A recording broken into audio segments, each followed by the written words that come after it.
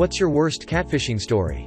Mine is. I used to work for a married couple, Billy, M52, and Gigi, F44, who owned a business services, public relations agency.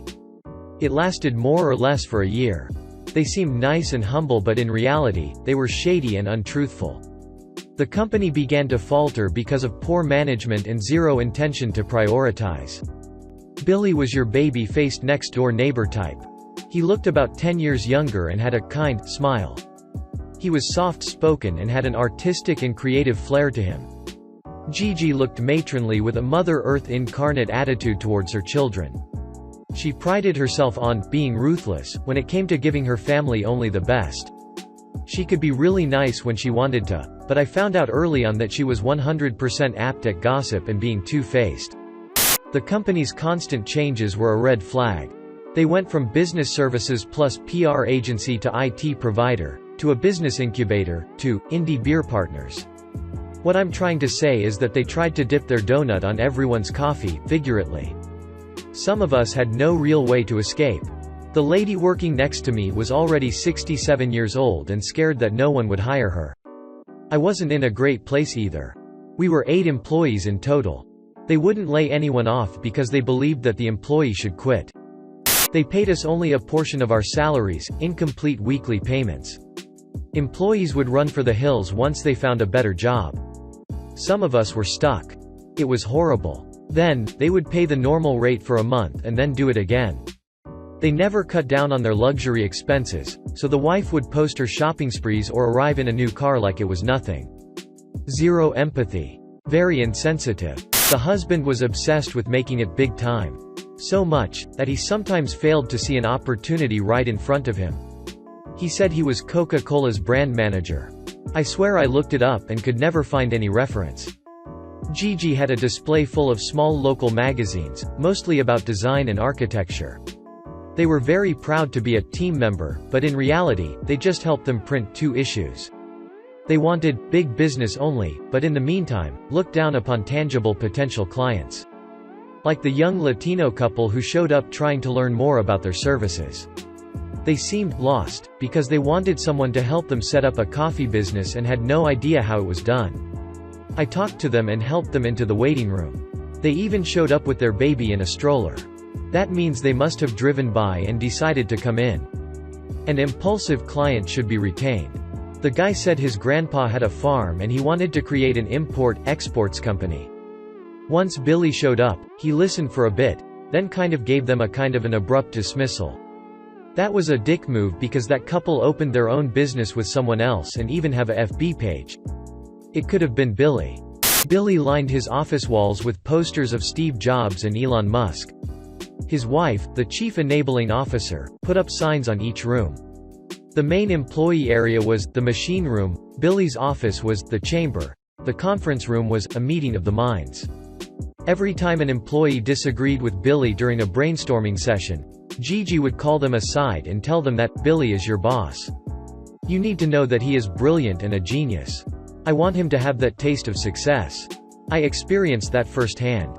I also hated brainstorming because that was never on my job description. They just wanted to pick everyone's brains. In the meantime, we had to see the Pandora jewelry, the expensive makeovers for their daughters, and the weekend at the spa updates on FB. Gigi's captions were usually about rewarding herself after a hard week, or because she deserved it. Oh, and I'd like to mention that they bought into the social guru phrases about emotional direction. So if an employee ever got angry, Gigi would tell you, remember, the one who gets angry is the one who ends up losing. For anyone who's been in this situation, you may understand how painful it can be. You cannot leave the job because you have no other job waiting for you, and pathetic as it may sound to some income is better than no income at all. This is an involuntary compromise and it's abusive. Why were we expected to pay for their luxuries via incomplete wages? My best friend's ex is into coding and programming and he agreed to help. If it didn't work out, at least we would have something to laugh about. We created a kick-ass fake website with a matching LinkedIn and the whole 9 yards. To make a long story short, this was supposed to be an investment company and my friend would be very casual. Nothing too eager. He started by liking my employer's FB page. Then comment. Before we knew, my boss took the bait and was engaging. They exchanged emails and he was eager to share all his projects and ambitious shit. On the other side, the investor sent him a list of requirements, like proof of concept, employer payroll, EIN-hash, etc. The investor agreed to work them if they could prove they were legit and up to date. No bank account of confidential info was asked. Within 3 weeks, I was paid the equivalent to the 2 months and a half I was owed. The investor did an about-face and never contacted him again. I left the job as soon as I could. My friend who remained until she got paid told me our boss seemed off and a bit down after he announced big things are coming, but it all seemed to deflate. I never disclosed what was really going on. Edit. My boss wasn't scammed into paying money to the fake website. He was catfished into getting up to date with employee salaries that he owed. Edit. I expanded the story. Edit. For anyone who doesn't understand the story, no money was paid, asked from or wired from my boss to the investor. We baited his greedy character and told him that if he could prove everything was in order, the investment would happen. This included the payroll. No confidential info was asked nor offered, seen or reviewed. He paid everyone what he owed them. The payment was made to each worker as normally. No one stole money via any website. He just made the diligence. EIN numbers and what we asked are not confidential. They were pretending to be an investor, and insisting on various documentation and records being provided in order for the investor to complete their due diligence prior to dropping a load of money. That meant that the payroll needed to be up to date. It could perhaps have been explained a little more, but this is definitely ProRevenge if only because all the employees benefited, not just op. I tried that once. Took a year for me to get paid. By then I'd already moved on and was making enough money that it didn't make much difference anymore. I needed the money when he owed it to me. If I could have pulled off a stunt like this, I wouldn't have had to beg my family to help me make rent and buy food. Kudos to op. Yeah, it's usually a lost cause trying to get back pay that you're owed if the employer has no intention of paying you. When I was younger, I heard, not firsthand, but from several unrelated sources, and the stories were all fairly similar, about a guy who had a business serving the fracking companies in the area. I guess he was a real piece of work. Always doing sketchy shit and cutting corners, and above all, he was super anti-government, which meant he acted like OSHA didn't exist, flaunted safety regs, screwed around with tax stuff to get out of paying anything he could. And paid almost all of his small group of employees under the table. They were, of course, fine with this arrangement, until the pay started getting erratic. At first it was just pay coming a day late. Then it was, hey guys, I can only pay you half now, but I'll make it up to you in the next payday. Before too long, this guy owed every employee at least 4 digits, and in some cases more.